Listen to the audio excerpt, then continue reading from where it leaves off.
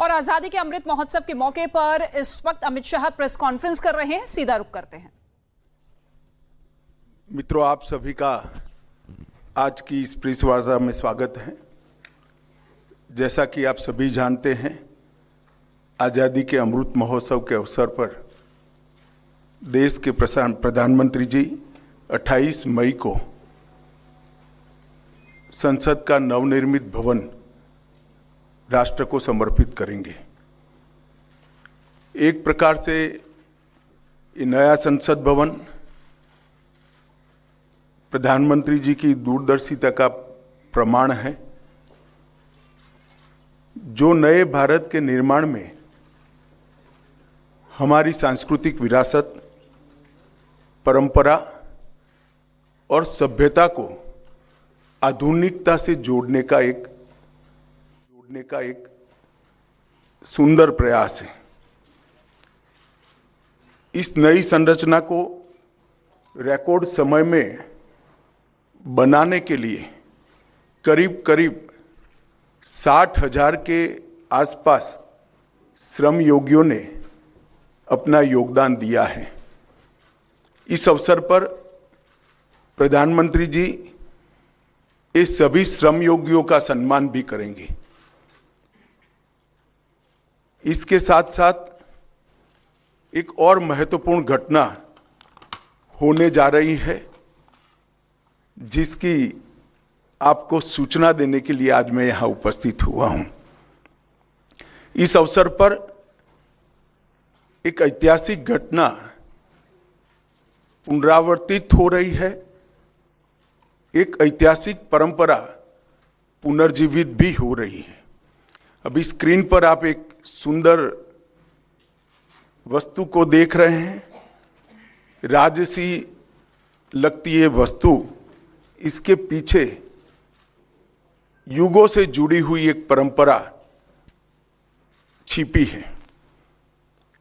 इसको तमिल में सेंगोल कहा जाता है और इस शब्द का अर्थ संपदा से संपन्न और ऐतिहासिक है।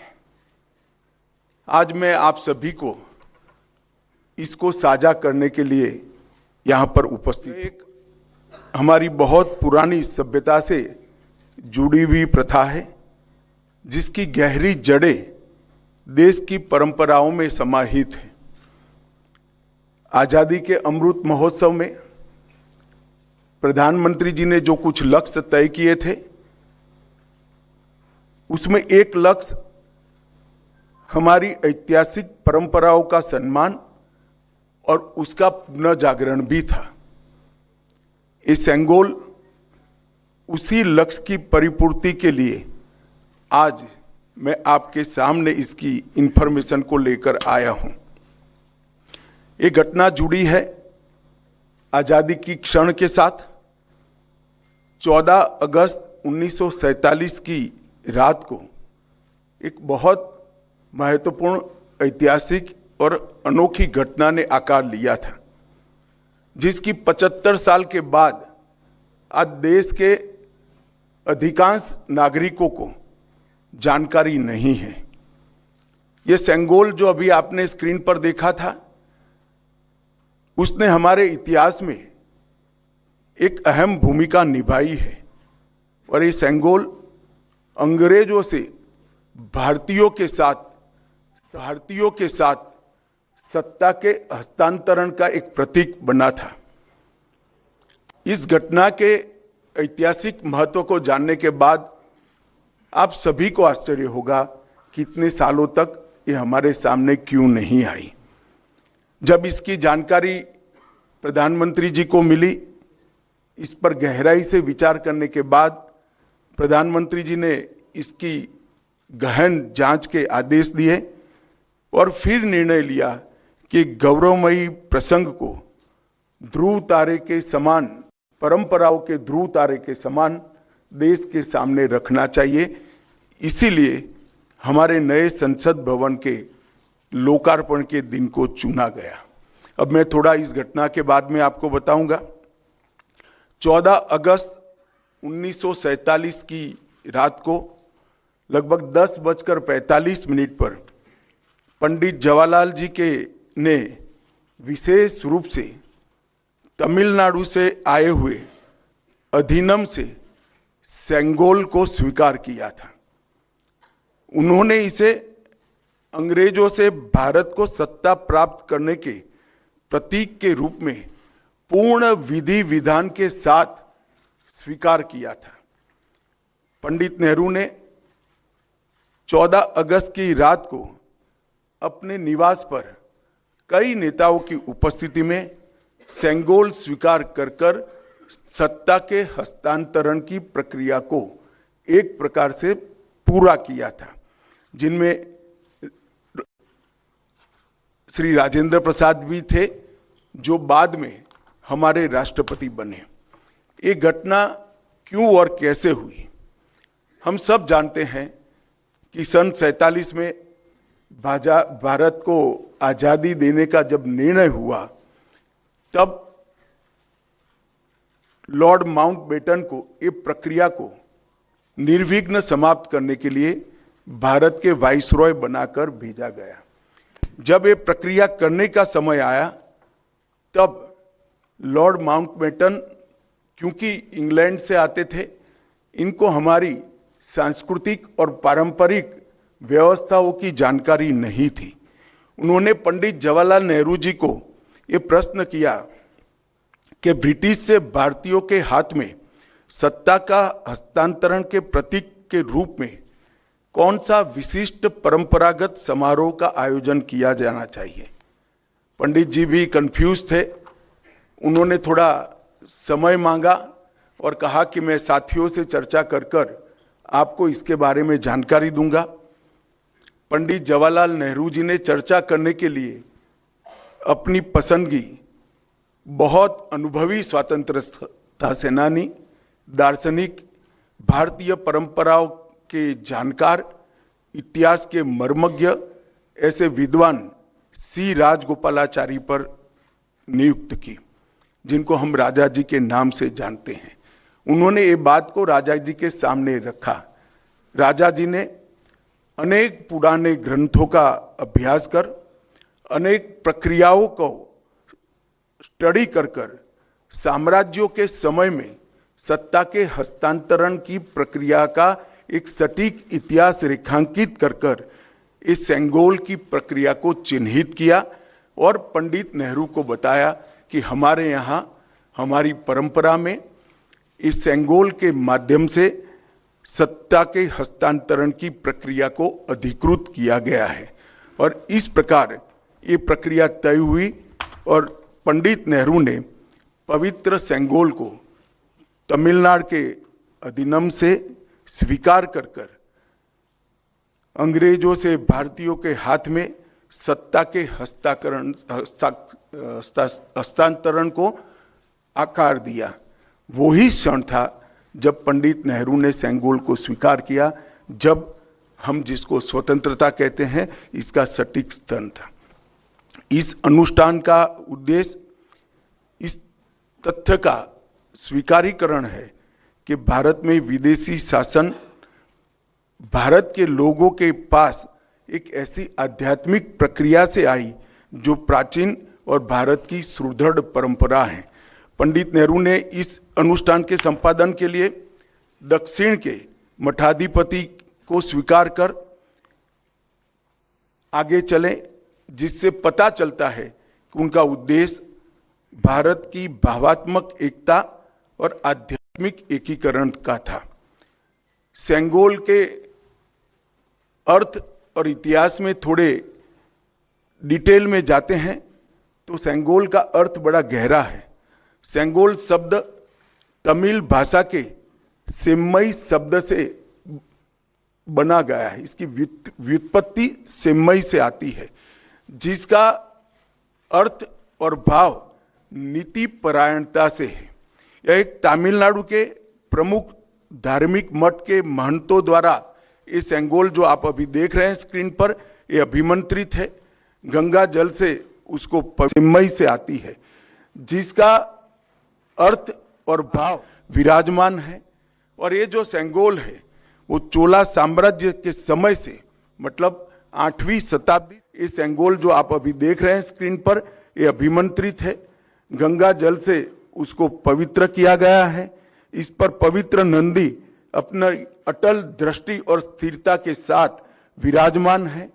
और ये जो सेंगोल है वो चोला साम्राज्य के समय से, मतलब 8वीं शताब्दी से चली आ रही हमारी अपनी भारतीय सभ्यतागत प्रथा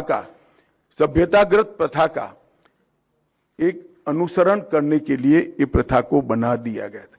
आप सभी जानते हैं चोला साम्राज्य सदियों से हमारे उपमहाद्वीप में एक महत्वपूर्ण साम्राज्य रहा, जिसने 21 राजाओं ने बड़े लंबे अरसे तक 800 साल से ज्यादा समय तक इस देश के एक महत्वपूर्ण हिस्से पर शासन किया। सबसे महत्वपूर्ण बात यह है कि सेंगोल जिसको प्राप्त होता है, इसके पास से न्यायपूर्ण और निष्पक्ष शासन की अपेक्षा रखी जाती है। और एक प्रकार से न्यायपूर्ण और निष्पक्ष शासन करने का आदेश उसको मिलता है, जिसे तमिल में आणई कहते हैं। और इस सेंगोल को प्राप्त करने की घटना को आजादी के समय विश्व भर के मीडिया ने इसका जिक्र भी किया है, इस पर वृत्तांत भी प्रकट किए हैं। टाइम मैगजीन ने बहुत ज्यादा ग्राफिक्स के साथ इसको रिपोर्ट किया। भारत के भी सभी अखबारों ने इसको यथोचित सम्मान दिया था। आप सेंगोल की वेबसाइट पर मीडिया रिपोर्ट की एक फिल्म भी बाद में देख सकते हैं। 1947 अगस्त के बाद सेंगोल सबकी आंखों से ओझल हो गया, इसको भुला दिया गया। मगर एक विद्वान और पूजनीय सम्माननीय व्यक्ति ने इसको आजादी के 31 साल के बाद 15 अगस्त 78 को परमाचार्य श्री चंद्रशेखर सरस्वती स्वामीगल ने अपने अनुयायी डॉक्टर B.R. सुब्रमण्यम को सेंगोल वृत्तांत का वर्णन किया, जिसको डॉक्टर सुब्रमण्यम ने अपनी किताबों में उचित स्थान देकर उल्लेखित किया है। तमिल मीडिया ने भी परमाचार्य की चर्चा को प्रमुखता से जगह दी और उसे जीवित रखा है। हम सब परमाचार्य के इसके लिए कृतज्ञ हैं। दिलचस्पी की बातें हैं कि तमिलनाडु सरकार ने भी इस भूमिका को गर्व के साथ प्रकाशित किया है।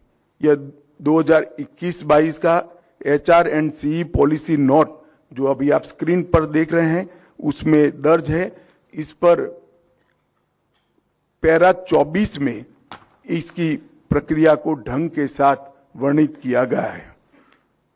हमारी सरकार का मानना है कि इस पवित्र सेंगोल को किसी संग्रहालय में रखना अनुचित है। सेंगोल की स्थापना के लिए संसद के भवन से अधिक उपयुक्त और पवित्र और उचित स्थान कोई हो ही नहीं सकता।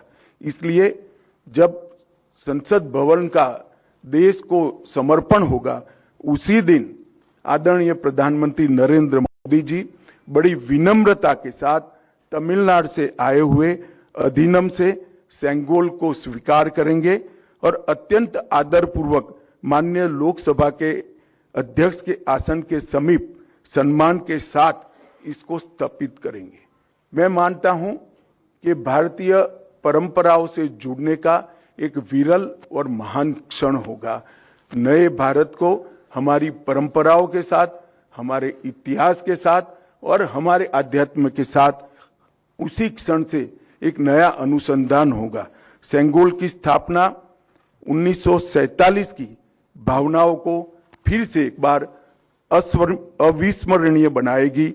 यह सेंगोल जो है असीम आशाएं, अनंत संभावनाएं और एक मजबूत, स्वतंत्र और समृद्ध राष्ट्र के निर्माण का संकल्प है। यह अमृतकाल का प्रतिबिंब होगा जो भारत को अपने विश्व में यथोचित स्थान ग्रहण के लिए गौरवशाली क्षण का साक्षी बनेगा।